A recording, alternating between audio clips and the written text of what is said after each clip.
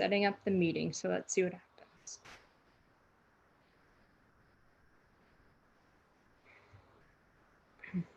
Perfect. Welcome, everybody. Thank you for joining us today. My name is Valerie McLaughlin, intuitive heart healer, energy artist, and spiritual guide.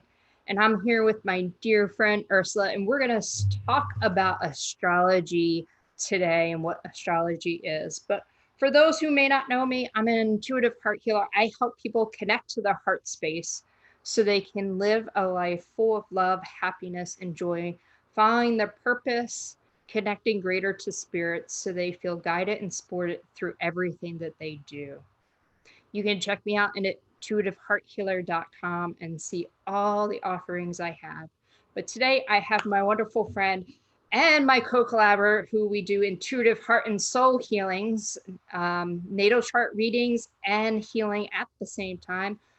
Ursula Duffy here to talk about eclipses. Thank you for being here. Thank you, Val. You're welcome.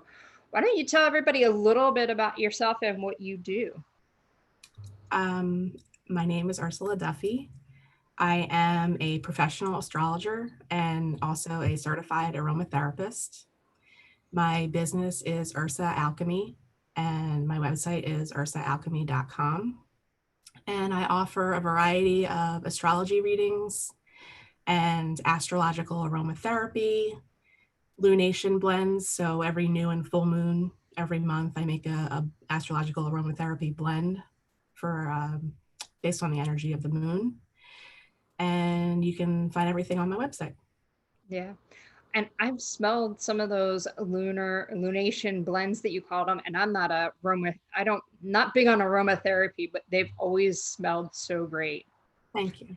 And it just seems to like bring all that energy together. Mm-hmm. So like I said, we're going to talk about eclipses today. So tell us what are eclipses? So right now we are in what's called eclipse season. And eclipses happen seasonally. So they are based on where what's called the nodes of the moon are in the sky. So what the nodes of the moon are they're basically like shadow planets. You can't see them in the sky, but they're the intersection points of the orbit of the moon and the sun based on our perspective here on Earth. So the nodes affect us collectively and individually. And one of the things that just happened is they changed signs, which is really big because they only spend roughly 18 months in sets of signs. So the polar opposites, we just moved from Cancer and Capricorn into Gemini and Sagittarius. So there's a north node and a south node. And what the south node represents collectively and individually is a place where we are releasing energy. It's also a place where they almost look like cups that are, one's upside down and one's up, right side up. Yeah, they look like horseshoes to me. Yeah, you can actually find the symbol on the back of a cobra's head, a king cobra's head, which is really cool. It actually exists in nature. Oh, wow. Yeah, it's pretty cool. Yeah. So the south node is the one that looks like the cup that's right side up. And it's where the energy is full. So it's our connection to our ancestry. It's our connection to spirit. Some astrologers, evolutionary astrologers, say that it's our connection to past lives. So right now, the south node is in the sign of Sagittarius. It just moved in there for people that use what's called mean node, which is an average way of calculating them, on the 4th of June. And the other system is true node, and they switched a month before that. So Sagittarius energy is like the philosopher, the teacher, the optimist.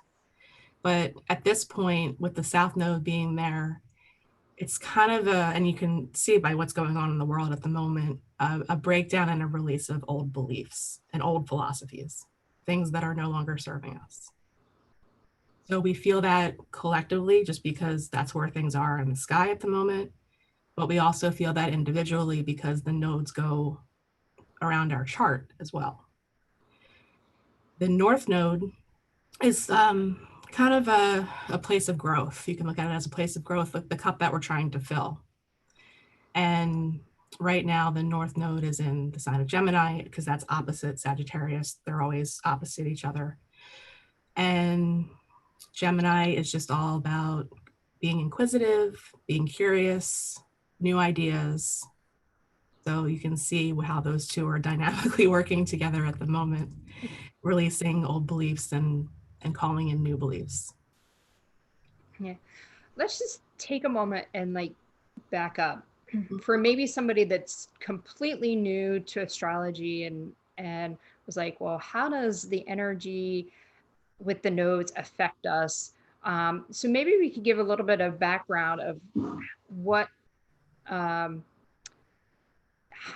how the universe, maybe even a little history of how astrology has been used to help us with certain dates and move through life. Does that make sense? Yeah. So what it does based on the signs is it brings up collective themes. So if we can just use the last year and a half as an example. So think about collectively some of the themes that have come up over the last 18 months. When they were in Cancer and Capricorn, that relates to releasing outdated structures and systems and moving into a place of more nurture and mothering. So I can definitely see how that has been something prevalent over the last 18 months, specifically with everything that happened with the pandemic and some other very historic astrological configurations with outer planets. So it just kind of sets up the tone and the energy that we're in, like the things that we face, the things that happen. The last time the nodes were in Cancer Capricorn in the same configuration was in 2001 when 9/11 happened. Wow. So they do tend to repeat, the themes tend to repeat. And every time we come back around to the same themes, to the same energy, it's a good time to reflect on what happened before and kind of move forward and pull those lessons, forward and evolve. So you're saying like we should be working with these energies and they're actually here to help us Mm-hmm. and Yeah. not be like, oh darn you. No. What are they doing to me? Anything that happens astrologically is always an opportunity. That's the way that I look at it. There's always opportunity for growth. There's always opportunity for lessons. There's always opportunity for change. And that is one of the things that we can look at with eclipses in particular, is a lot of times they catalyze change. You can actually look at them as course corrections, course correctors. Mm-hmm. And that's not always easy. No. But it is actually working here for us. Correct. And not working against us, even though sometimes it may seem that way. Sometimes it feels that way. Yeah. And one of the things to keep in mind is eclipse season, you can kind of look at it as a retrograde period in a way, because a lot of those RE words still apply, even though it's not a specific planet. So review, revise, reflect, recharge. So you can kind of drop into the energy and treat it as a reflection time rather than time for action. Yeah. So right now we are in eclipse season, which began, some people consider the last new moon before when the moon was full on Friday. So May 22nd, they say that's kind of when it starts. And this time around is one of the unique time periods where we have 3 eclipses rather than just 2. So what happens is whenever the sun gets close to one of the nodes in the sky, from our perspective, which we can't see them, but we can see it in the chart, that's when the eclipse happens. So it'll happen on the new moon, which is the solar eclipse, and on the full moon, which is the lunar eclipse. So we just had a very, very weak. I don't know how it felt so weak, though. We'll get into the relativity of it, but Yeah. we just had a relatively, just based on the type of eclipse that it was, weak one on Friday with the full moon. Mm-hmm. So you can kind of also look at it as the energy of that particular moon or lunation is way, way, way amplified. And one of the other things to look at is configuration in relation to other planets. Okay. So the one that we just had was in a very tense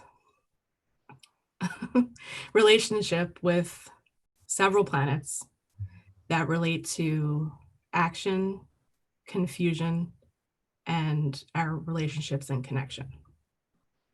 Wow. I mean, that's just like speaking to what's going on right now. There's a lot of layers. Yeah, a lot of different layers there. Wow. It's amazing. So, what's kind of the history of eclipse or mythology to eclipses before we get into the season that's happening? Yeah. So the nodes of the moon in Vedic astrology, Eastern astrology, are there's a whole myth and story which we can link people to the to read up on it, in particular themselves. But the nodes of the moon are the head and tail of a dragon. So another layer for eclipse season is dragon work and dragon energy. The north node is called Rahu, that's the head, and the south node is called Ketu, that's the tail. And the myth talks about how they were the beast, the being was one, and then it got cut in half, and they each gobble up one of the luminaries, the sun or the moon. So when we're talking about eclipses, not only is there the serpent or the dragon layer as well, but there's also, we're talking about the shadow, because there are shadow planets, and the south node is about release. So releasing and facing those shadow parts that are there to be faced and healed. And then the north node, it is a point of growth, but it has an insatiable energy to it. So it can get carried away. So I just lost my train of thought for the one thing that came up when I was saying the insatiability. Yeah, keep going. So energy before, during, and after. Oh, and also, so there's this thing called the Saros series, Saros. So each eclipse that happens belongs to a particular family of eclipses. They're ancient. They start at one pole of the earth and go to the other.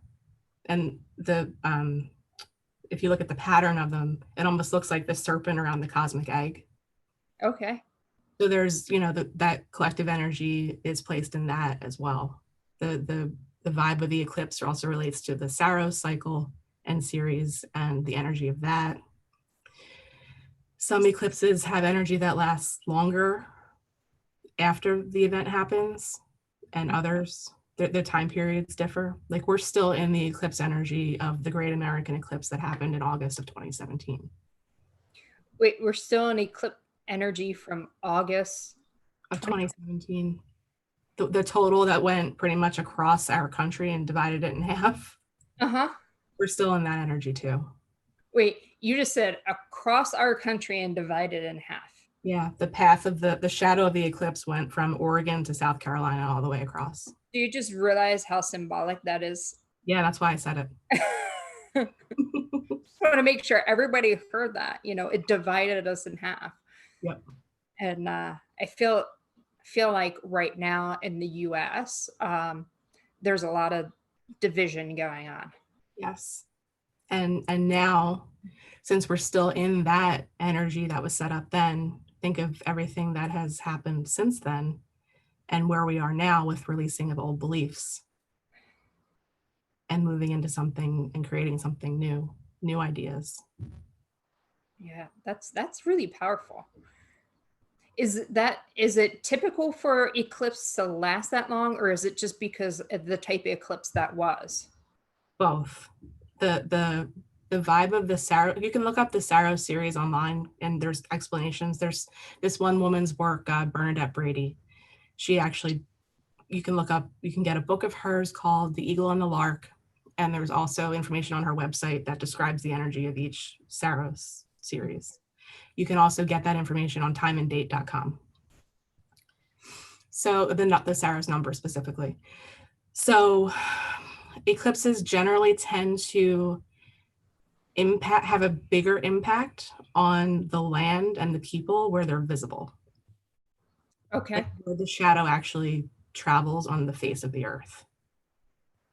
So so the eclipses that we're experiencing, the 3 that we're having this month or for this 30-day period, are not visible in the United States. They're actually the one that's coming, I just looked at it, the track, which you can also see on timeanddate.com, is Africa and Europe and Asia. Okay. I have my crystal with me because my throat, if you hear me clear my throat, there's something going on in it. So I'm just trying to allow the energy to flow through. So I do this a lot. I carry this crystal, the kyanite, to help release the throat chakra. Blue lace agate. Yeah. It helps out a lot. Whenever I put it down, I usually get really choked up. So I don't know if it just helps things flow more. And I like it because it has a little like spot where I can actually put my thumb. And it holds nice. Little side note about crystals, how they help us. So I think we're ready to talk about this eclipse season. And well, let's also talk about the protection. Yeah. I wanted to touch on that. I think that was the thought that I lost. Yeah, no, I was going to get there sooner or later.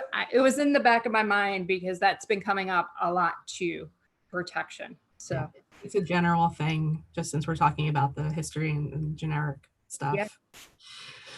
So in other cultures, unfortunately not here, which, I think we can start to change. They revere eclipses, actually fear in a lot of cultures, because if you can think about before we had all the technology and lights and everything that we have in modern day, think about if you were somebody who was sitting outside your house or hut or whatever, and you saw the sun disappear. You think the world was ending or something. Yeah. And I mean, if you've ever experienced an eclipse, the energy is a little eerie. Most rituals, not in the United States, some people do, but generally as a culture, it's promoted as something to, go out and watch and that kind of thing, which is fine, as long as you're protecting your energy. Mm-hmm. A lot of cultures will submerge themselves, like their whole body, in water. They'll cover their food. They'll cover their water. They'll stay inside until the eclipse is over. Why did they do that? Because it's almost like a portal opens. It is a portal opens. Mm-hmm. So we're looking at the lights of our luminaries going out, the sun and the moon. So when the lights go out, it's kind of a time of complete darkness. And it's a time to sit and honor that and whatever energies are coming in through the portal, rather than exposing yourself to it and being cavalier about it. Are not all the energies of our highest good?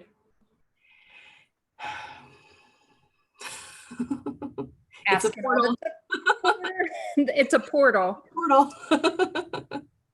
There are some, stories of possession. Mm-hmm. You can look at some stories where there are true stories of that actually happening during eclipses. So it's really, really important. Like, don't make moon water. Try to avoid stuff like that if you can. If you're going to be out watching it, which I mean, I do like to watch them. I just think it's fascinating. But just make sure you're protecting your energy. Yeah. So in case anybody doesn't understand what we mean by portal, it is like a doorway Mm-hmm. for things to come through. Yep. I just see, I have this vision of like this swirling black hole that just like kind of opens up right now. That's what I keep seeing. Yeah.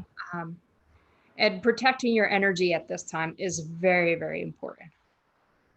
And it's really would you agree it's very well, I believe it's important to do all the time, but would you agree that especially right now in eclipse season that it's important to do it every day or just during these eclipse?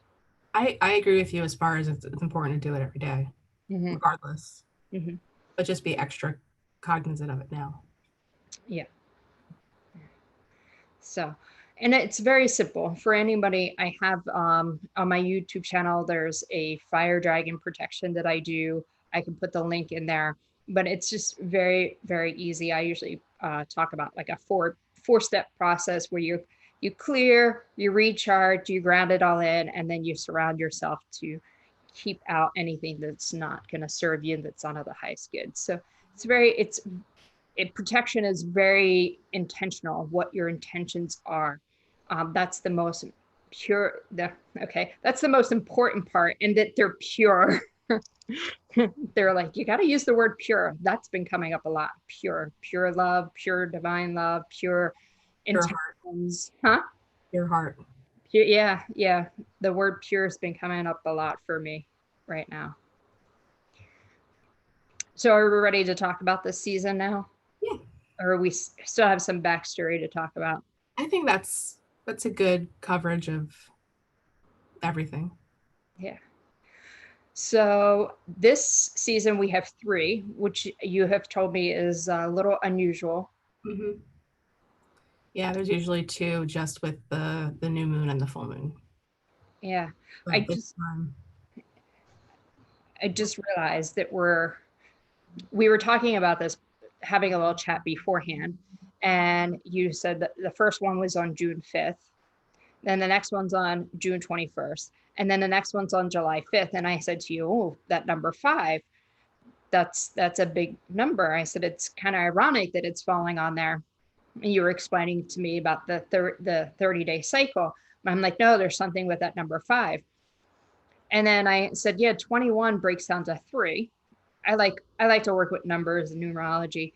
And it didn't dawn on me until you said there's 3 of them, and there's a repeating 3. So we yeah, have a repeating 3 and a repeating 5 in this series, which is, to me, it's important.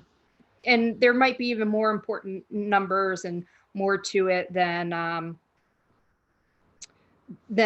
even going to express. But to me, the number 5 is all about change. And you have like this pent up energy within you. And sometimes you don't know what to do with it, but there's got to be some type of change.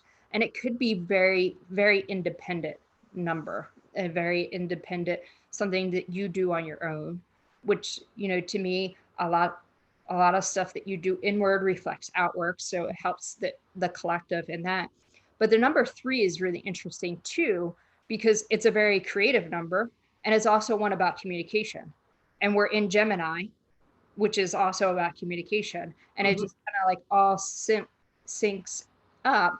And especially what's going on here with the US, there's a lot of change going on, a lot of people wanting change, a lot of people um, protesting and things like that. And they're getting their voice out. And sometimes we're having a little challenges communicating exactly what that means. And then some of us are communicating it very, very clearly and everything. But there's also a lot of creativity that's happening. Yep. You know, people thinking outside of the box. So it's just it's the numbers, I think, kind of coincide with what we're going to talk about too with the eclipses. Yeah. And Yeah. that's The synchronicity. yeah. Yep. That's Mhm. the word I was looking for. Thank you. So tell us a little bit about the one we just went through. Or yeah, let's start with that one. So that was on Friday. Mm-hmm. On the East Coast, it was like 3:16, I think, in the afternoon, 3:16 p.m.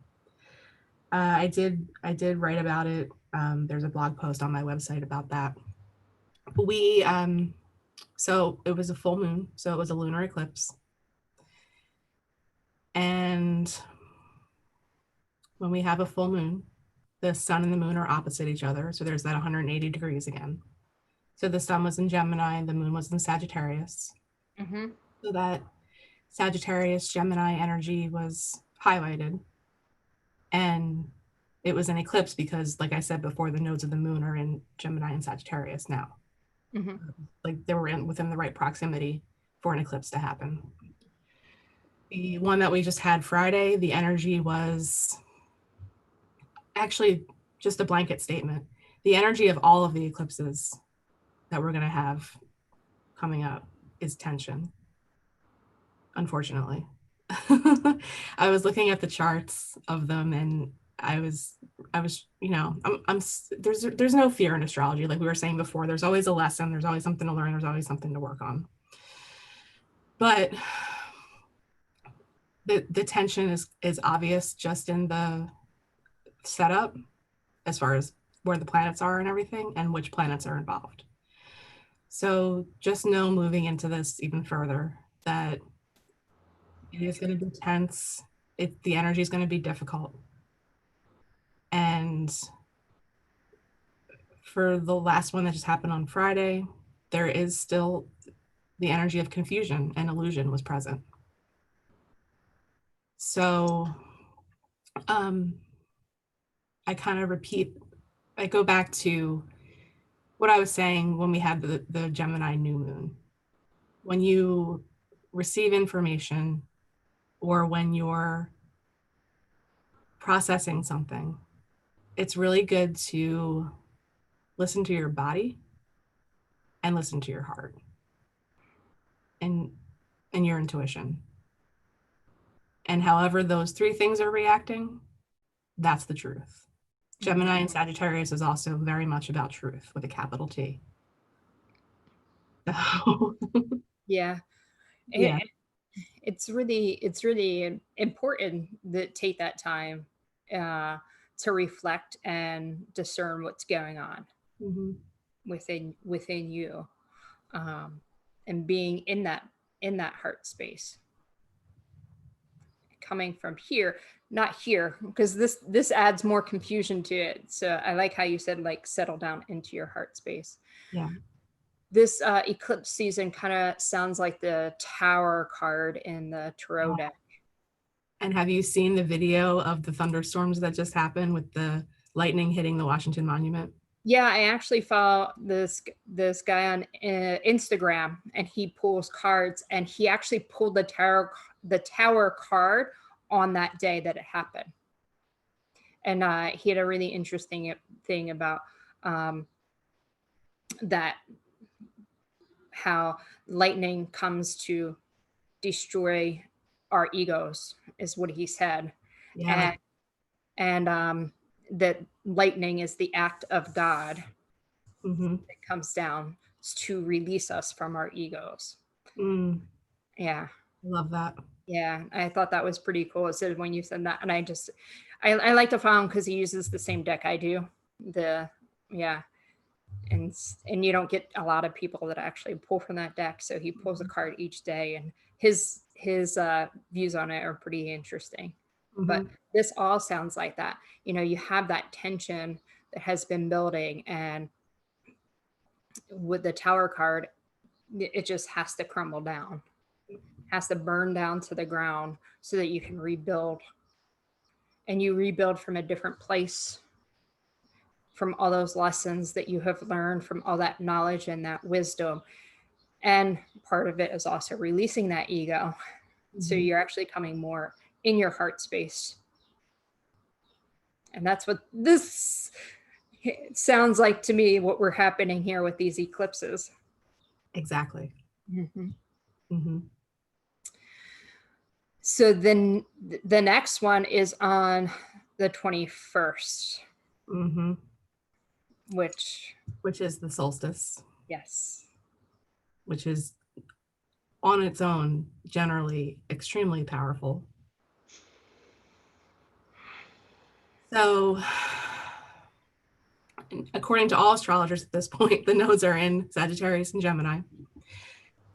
So, the next one on the 21st will be a solar eclipse when we have a solstice. Well, the summer solstice, and I'll just in the northern hemisphere where we are right now. This is what we're talking about in the United States. The sun will be moving into the sign of Cancer that day. So we have a new moon, which is when the sun and the moon are at the same degree of the same sign, at 0 degrees of the sign of Cancer, because the sun that day will have just moved into Cancer before the eclipse happens. So it's a new moon amplified by the eclipse that's happening. Also, with the fact that it's on the solstice. And it's a total solar eclipse, and not just any old total solar eclipse, but one of the most powerful type of total solar eclipse. So it's going to be very interesting. It's also tense, in relation to other planets as well. It's going to be a good reminder. Mercury will also be retrograde at that point, just to add that other fact in. It's going to be a time to really reflect on the last 18 months and that Cancerian energy that we've all experienced and have been pushed into growing into, collectively and individually, because it will be a new moon in the sign of Cancer. I think we need to pause here for a second because you said Mercury in retrograde, and I know when that word comes up, some people are like, "Oh my God, not again!" And we've had this conversation before, but I think it's important to address, since it's also happening at this time, what that actually means. So that is Mercury retrogrades happen roughly 3 times a year. The last one was in the winter in February and some of March, I think.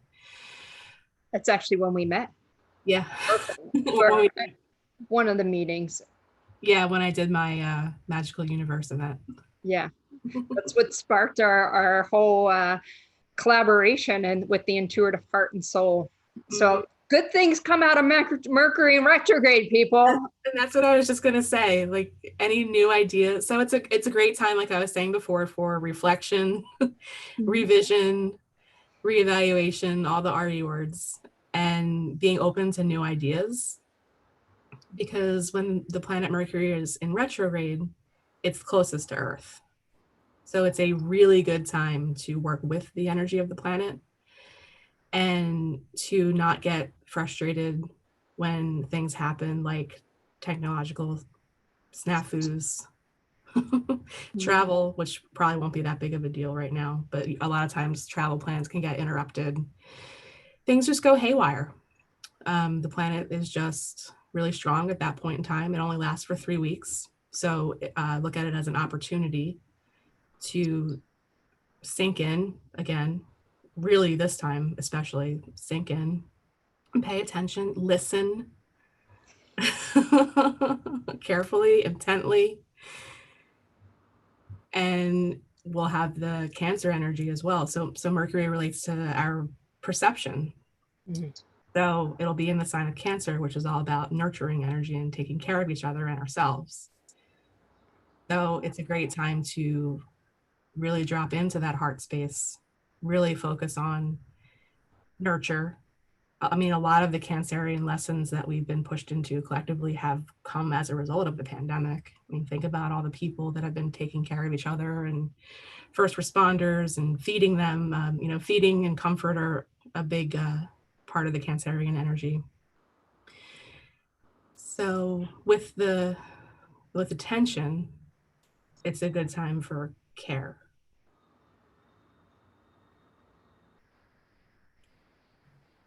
And we're going to be in that Cancerian energy from, well, I mean, Mercury is in Cancer now. So our filter for all of our communications is caring. Wow. Should be. That's it. I like that. Caring, Yeah. taking care of each other, being there, supporting each other. Mm-hmm. But also remember to take care of you. Mm-hmm. That's important. I always look at Mercury retrograde as a time to slow down. Exactly. Slow down so that you can receive. Mm-hmm. Yeah. Yeah. However you do that. Yeah. Or if it's something new to you, then it's a great time to learn and start the practice. Is kind of a funny story, but this is kind of related to like what could happen with Mercury in retrograde.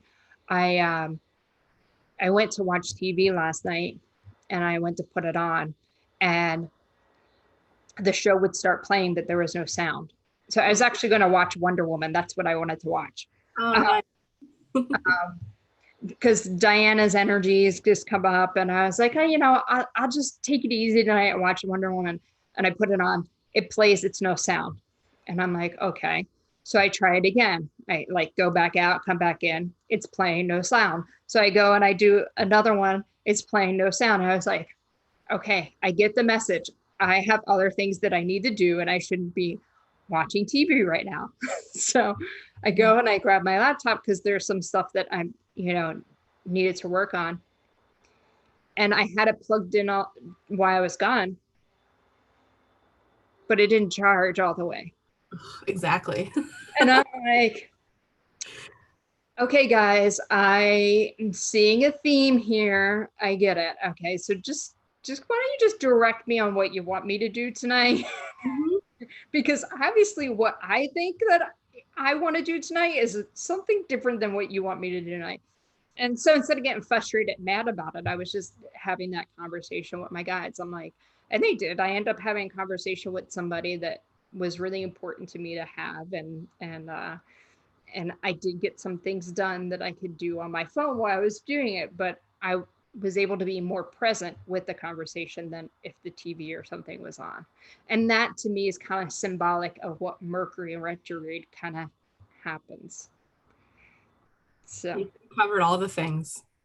maybe that was part of it too. So we had this conversation here today because we knew we were talking. So they were like, here, we'll give you something to demonstrate and show what Mercury and retrograde could be. Speaking from And, experience. yeah. And it's not like getting mad and frustrated about it. It's just like, okay. Yeah. The most important thing, like you said, is what's the lesson? What is being told to me right now? Yeah. Yeah. Yeah. My was like, okay, just you can just show me what you want. Show Mm-hmm. me where you want me to go tonight. Cause obviously I'm on my own schedule and it's not meeting with you. Yeah. Yeah. And we are in a time right now where we're getting a preview of what the retrograde is going to be like. Because you can feel that energy before Mm-hmm. and even after the retrograde happens. Yeah. And based on where the planet is right now, it's covering the same degrees. So it's what's called the shadow, which is we're talking about all light and shadow right now. So when that happens, when it's in the shadow period, it's usually a preview. Yeah. And you know, I think part of the retrograde and the eclipse season and things is for us to go into our shadows and learn from it Mm-hmm. and to bring light to it. Mm-hmm. And kind of like that same conversations like, oh, Mercury in retrograde, it's like, oh, shadow work, but or I don't like my shadow. It's really embracing and accepting it. You know, Mm-hmm. you know, being here in the US, all this stuff is coming up right now. And, you know, we don't always talk about the whole history of US and how US was the Americas was discovered. And we kind of just like brush over that or just kind of push it off to the side. And now we're being like, no, we need to talk about it because that's the only way we're going to have change And heal it. and heal it. Yeah. Yeah. Val, do you have resources on shadow work that you could share with people? Because I usually mention this, and we are in a very deep collective, personal, and country shadow work time period. Yeah. Um, no, I mean, I don't even know if I have videos that I've done that talks about it. Okay. Um, I have to look. I mean, I work with people through their shadow and what the shadow work is. I did read The Dark Night of the Soul. Mm. It's really it's a really not quite an easy read, but who does I mean, Luminous? it's a young thing. Yeah, Yeah. Luminous Rainbow Babe. Um, Hallie, I think she did. I'm not sure if it was a blog or a video, but I can look at that and maybe link that up too so people can see that. But or maybe it's just time for me to do a video of shadow work. Yeah, I was looking at some things earlier and I did find one online resource, but the name of the website is escaping me at the moment, but it was pretty good and it included Jung's work. It included a video about Jung's work on it. So I think that would be a really good resource to include in the links. Yeah. Just it, you know, the shadow is that it's when so it's interpreted as like our bad side. Mm-hmm. And um somebody had asked me yesterday, you know, is that good or bad? And we weren't talking about shadow work, we were talking about something else. And I said, well, I said, or they said, is it right or wrong? And I said, well, I don't believe there is any right or wrong, or they're good or bad. There just is. Mm-hmm. And I said, you know, when we put labels on things as good or bad or right or wrong, then we end up punishing ourselves. So if you think about it, like we'll just look at food and people talk about like sugar. Oh, sugar is bad for you. So if you keep hearing like sugar is bad for you and sugar is bad for you, and sometimes they take it to even the extreme, like so eating a banana because it's natural sugar, they'll still think that that's sugar and that's bad for you. So they'll even so when you eat something that you consider as bad, then you end up punishing yourself for it, Right. whether in self-talk or talk, how you talk to yourself, how you look at yourself. Oh my God, you know, that just went on my hips. That's punishing yourself. Mm-hmm. Or if then you go and you just like, okay, I ate this, now I got to go run 10 miles to get this off. Those are ways that we end up punishing ourselves without even really doing it. So I don't like to I don't believe in looking at things as good and bad, because then there always has this like connotation or a punishment. So a lot of times though, many people look at the shadow work as things that they're ashamed of or bad things that are happening. And so they don't necessarily want to go into that work because that's the ugly work. And that's the scary work and that's the bad work. And I got to dig up all the stuff. And it's not necessary. That it's not the case. That is all our lessons and knowledge that actually is going to make us stand stronger in who we are. And it's going to help us see the light. And the other side of it that I look at it, I say, my question I ask people when I start doing this shadow work with them, and I'm like, are you afraid of the dark? Or are you afraid of the light? Mm. because the answer is usually they're afraid of the light. I know I was. Yeah. I was totally afraid of it. And that's why I stayed hidden so long. And that's the other part of where that darkness comes too, because if you're punishing that darkness, you also don't feel like you belong to light in the light, or that you should allow that light, more light to come into your life. Mm-hmm. You don't deserve good things Yeah. because you're punishing yourself for this darkness. And that's why I don't like to look at it as, I embrace it. I think the darkness is good. It's beautiful. It helps us to see who we really are. And I think we need more of that out there. I agree with you, especially right now. Yeah. So what were we talking about? Mercury's shadow. Mercury shadow. But to also add to that, so just think of the solstice. It's the handing over of the light from the day to the night. It's the return of the darkness. From every day on from June 21st, that we get less and less daylight. Yeah, So that's also really symbolic. it And doing is. this kind of work now. Wow. Yeah. Yeah, that's really the top of my head just like is going a mile a minute. All these like tingling. Yep. Yeah. Yeah. Handing over the light to the darkness. Mm-hmm. Well, in the northern hemisphere. Yeah. Die.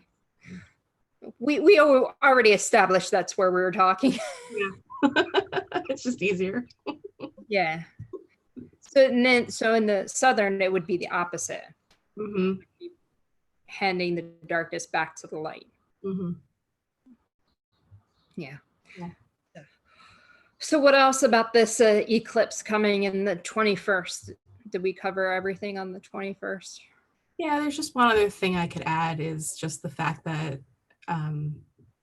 the just Cancer itself is a sign. It's a cardinal sign, which is like an initiation energy, and it's a water sign. So, I mean, if you can think back to things that happened after our total solar eclipse in 2017, we had a lot of weather events. So just awareness of some potential, things with the earth that can happen with that kind of thing, with that amount of energy at that specific degree of a water sign. There's potential for weather events as well. So just something to be mindful of and be aware of as far as what could happen after that eclipse actually happens. There's been a lot of talk about a hurricane season, a big Yeah, hurricane season this year. yeah, hurricanes, earthquakes, just like a lot of natural disasters can fall in line with eclipses like this. Yeah, there was already two that I think formed Mm-hmm. before hurricane season even started, Yeah. which we're in now, I Mm-hmm. think. Yeah, we are. Well, Yeah. it's June something. Yeah. Yeah, it's June something. Yeah, I don't know the exact date, but it's close. Yeah. And then we have one more. We have one more, which will be on the full moon on July 5th. And that will be Sun in Cancer, Moon in Capricorn. Also, in with more tension. There's more tension there's tension with all of these, like I was saying before. So, with the tension we're receiving with the one from Friday and the one that will happen on the 21st, one of the ways to release the tension, in addition to some of the things we've already talked about for those two eclipses specifically based on the signs, is getting into doing something like for our health, cooking, something productive with our hands. The one that will be coming on July 5th, a good way to release the tension from that one is finding balance and harmony. Paying attention to things that just make you feel pleasant. Art could be very helpful for that one. It's just also going to be there's going to be turmoil. That's all. I mean, like I was saying before, I always try and stay positive, but it's just the energy is a bit gnarly. I think that was the word I used to describe it. So, but I will be writing about both of those and providing resources and aromatherapy blends and that kind of thing. So, really, just the self-care thing comes back just because it's still Cancer season, and taking care of yourself and tenderness and kindness. Mm-hmm. Yeah, it's talk about like the energy, the tension and everything, but in like reading tarot, I keep coming back to that because you got the Tower card, which is very, very symbolic of that energy, and some of the cards that people fear in those decks, where they may stay away from it, is the Tower is one of them, the Death card's another one, and the Devil card's the other one, and it's just there's a few more, but just in general, though, in the majors, those are kind of the ones that people are like, oh, like I don't want those cards, but it's almost, I heard it's like being excited to get them, because just know that on the other side of this, there's so much that's going to be good that's going to come of it. So yeah, we are breaking things down, but we breaking things down to build them up and better. We're going in and we're doing that work on ourselves. We're going in there and like embracing that dark and learning those lessons so that we can build something up better. Mm-hmm. Ironically, when you're talking, it just kind of dawned on me that the eclipse is on July 5th. And it's very ironically that it falls on the 5th, because July 4th is Independence Day. And that's when, we declared our independence from Great Britain at that point. And it's almost like there's another wave of that kind of happening. Yes. Yeah. Yep. So, any other tips to help people through this eclipse season? It is helpful to know where the eclipses are falling in your own birth chart, Mm-hmm. because that can help you set very specific intentions around your own personal work rather than just the collective energy that's happening. I can help with that. If you have your chart, just look at where Gemini and Sagittarius are, and Cancer and Capricorn. And with just general practices, still with the lunations, with the moon, with the new moon, it's the time for manifesting and setting intentions. With the full moon, it's a time of offering up gratitude and releasing. And just knowing that the energy will be amplified just because of the eclipses. So continue on with your moon practices as well. It's always a good thing to, just add your own thing to it, and just know where the work is for you personally. Yeah. And make sure that you're protecting your energy. Mm-hmm. Make sure, can't emphasize that enough, how important it is to do that, especially now with the portals that open up during this time period. Yeah, and it's a good time to meet your personal dragon. Oh my God, that's so funny you said that. Why? Because my dragon came to me last night. Oh yeah. I've been working with dragons for a while now, and I was talking to somebody who does very similar work, and we were having a great conversation, and then I said to her, I said, "Did you just send a dragon?" Because all of a sudden this dragon showed up, and I could feel it was like right in front of like I could reach out my hand and like pet this dragon, and she was like, "No," and I was like, I feel like this is like my long lost dragon that I'm reconnected to it. Like it felt so familiar, and it was not a dragon that I remembered working with, but I could see the greens and the orange and the gold, and I'm just cracking up laughing because I look up and I'm drawn to that picture that I did where you told me it looked like a dragon eye. Uh-huh. And that's the same exact colors. But yeah, it like came in, it was like meeting an old friend. That's awesome. Yeah. Yeah, and when we're talking about, you know, the nodes in general, that is our own personal dragon work. Mm-hmm. It is the work that's tied to our soul's evolution. Yeah. You know, and if people want to look up to just sort of the vibe of what we're talking about, like Joseph Campbell's work is a really good resource, because you can look at eclipses and this kind of thing is also like a threshold. And also just to, you know, say, when we were talking about portals, we're also talking about liminal space. So some other resources for people if they want to just look up the meaning of a liminal space and a threshold, Mm-hmm. to kind of capture even better what we're talking about with the energy. I want to pull a dragon card. Yeah, I have mine sitting right here too. I pulled one before we got on here. The one hasn't popped out yet.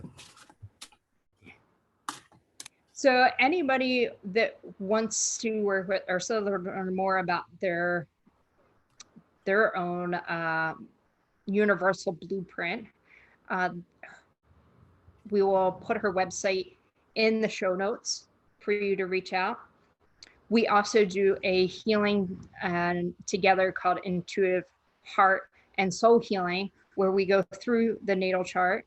And as we go through it, I'm helping to clear the way and clear the energy within you, to help you work closer with your chart. And sometimes we go into some interesting things when we do our healings together.